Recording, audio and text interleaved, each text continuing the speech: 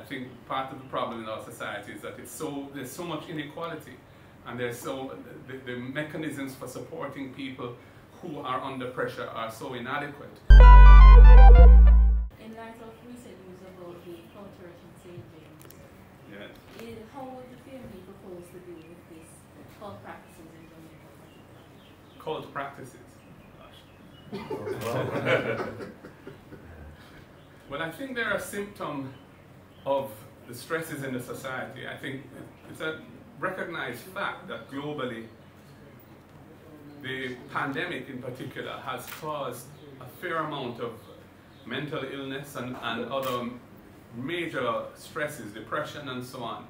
And some of these things can play out in people looking for solutions or strength in their life that they're unable to source from other normal activities.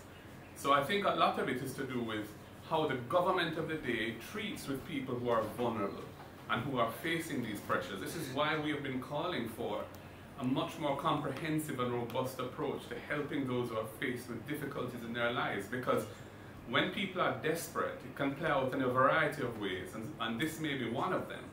So I think it is partly to do with how we respond to people in need, and also partly how the security apparatus of the country handles information. I must say that in this instance, it does appear that the police responded very quickly to the situation once they got a report, though it is unfortunate that it wasn't until, as it were, the sort of cataclysmic events that took place, and rather than beforehand, that the information was made available. Perhaps the members of the church weren't aware of what was coming their way, but I can't really comment on the specifics of that. But I would just say that generally speaking, I think it's a function of trying to have a more caring society, a society in which persons under pressure are given a listening ear, where the state presents opportunities for them to reach out and to be heard and so on. And I think part of the problem in our society is that there's so much inequality, and the mechanisms for supporting people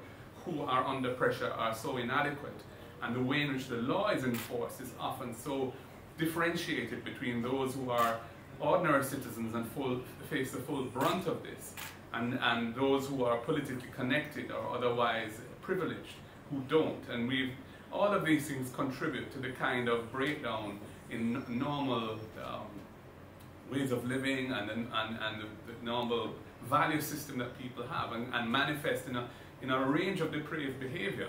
And we've seen, whether it be abducting children or whether it be, carrying out ritualistic sacrifices or whatever it was that took place. These are, to me, manifestations of the stress that the society is under now, and the inadequacies of the response from the state to dealing with those problems.